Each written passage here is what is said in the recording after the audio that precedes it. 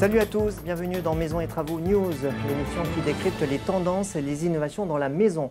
Au programme de cette émission, nous allons parler de sèche-serviettes, de radiateurs, de chauffe-eau et de bien d'autres choses encore avec notre invité aujourd'hui. Bonjour Xavier de Cuverville. Bonjour. Vous êtes le directeur de la communication du groupe Atlantique. Alors Atlantique se définit comme un spécialiste des solutions de confort thermique, multifonction et multi-énergie. Nous allons en parler dans cette émission. Mais avant toute chose, Atlantique, ce sont d'abord 3 marques.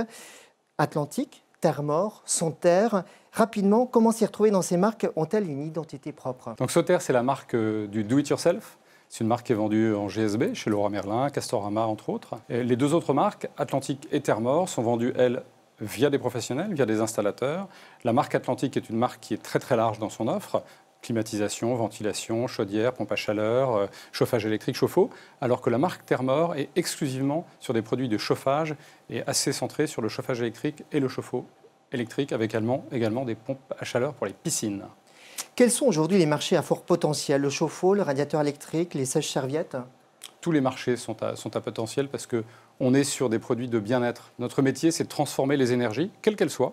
Donc on n'a pas d'a priori sur les énergies, elles sont toutes bonnes à prendre.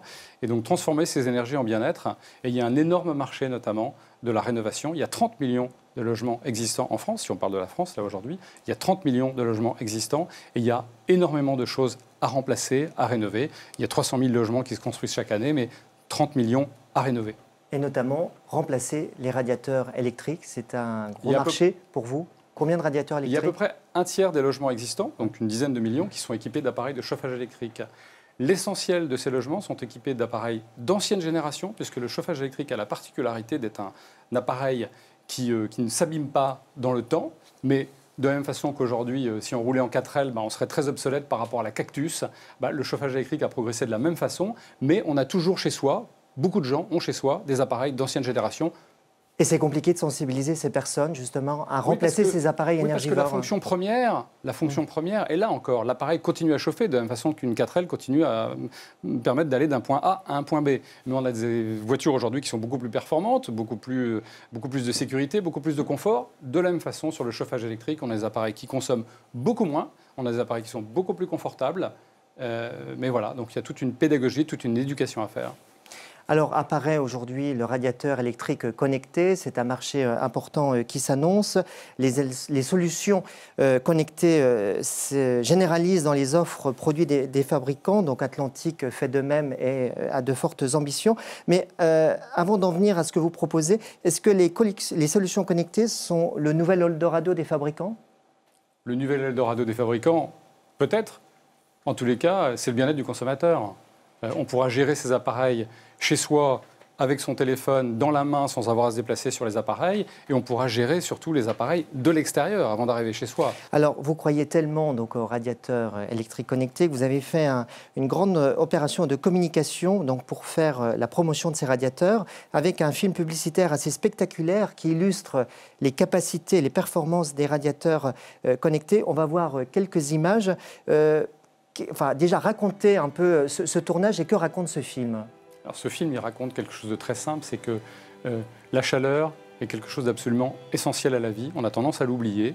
On travaille sur de la fonction vitale, on amène du bien-être, donc c'est vraiment essentiel à la vie. Et donc nos appareils, et notamment les appareils de chauffage électrique, on les a mis dans des conditions extrêmement difficiles, dans un endroit quelque part au fin fond du Canada, là où il fait très très froid, et on a créé un environnement qui a permis de faire pousser les êtres les plus fragiles, des fleurs, des petits papillons qui sont nés dans ce cube de verre, et ce cube de verre était chauffé avec des appareils de chauffage électrique.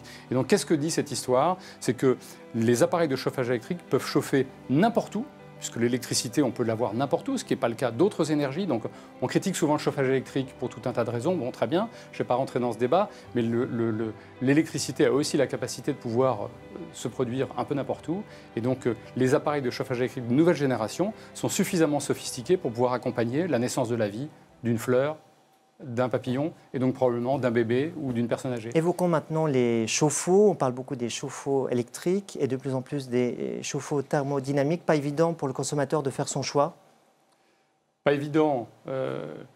Le chauffe-eau thermodynamique est un appareil qui fonctionne sur une logique d'énergie renouvelable. Donc ce sont des appareils qui sont plus chers. Le chauffe-eau thermodynamique est au chauffe-eau ce que la pompe à chaleur serait la chaudière. Donc c'est des appareils qui sont un peu plus chers à l'achat.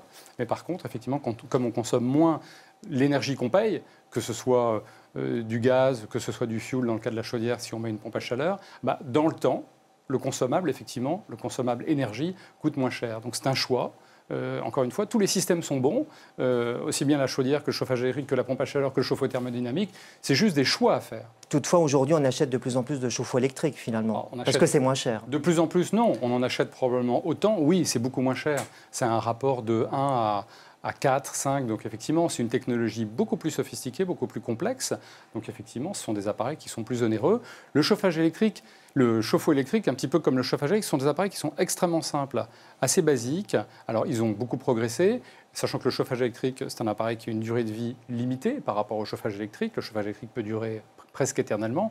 Le chauffe-eau électrique, il y a une problématique d'eau, de calcaire, qui fait que passer un certain temps, comme une chaudière et comme beaucoup d'appareils, d'ailleurs, comme une voiture, ça s'encrasse, ça s'abîme, et à un moment donné, ça meurt. Alors, il y a aussi un marché important pour vous, les chaudières. Pas évident là non plus de s'y retrouver face à l'offre. On trouve des chaudières bois, gaz, fioul. Quels sont rapidement les critères qu'un consommateur doit se poser quand il veut renouveler sa chaudière ? Il y a un peu d'objectivité, mais il y a beaucoup de subjectivité. Il faut accepter l'idée qu'en fonction de qui je suis, de comment je vis, de où j'habite, je puisse être plus facilement raccordé au gaz, et donc le gaz peut être une bonne solution. J'ai du bois à proximité de chez moi parce que j'ai une forêt qui n'est pas loin et j'ai du bois pas cher, pourquoi pas se chauffer au bois ? Comme dans le cochon, tout est bon. Qu'est-ce qui se vend le plus en termes de chaudière ? C'est plutôt la chaudière gaz. Qui Chaudière gaz à condensation, parce que ce sont des appareils qui ont beaucoup progressé aujourd'hui aussi et qui permettent de consommer beaucoup moins cette énergie qui est toujours chère. Il faut revenir à l'idée que l'énergie, c'est cher. Alors on essaye d'optimiser sa consommation, que ce soit sur les appareils électriques, les chaudières gaz à condensation ou les chaudières fioul, évidemment avec les solutions à énergie renouvelable, la pompe à chaleur ou le chauffe-eau thermodynamique. Mais l'énergie, c'est cher. Il ne faut pas l'oublier.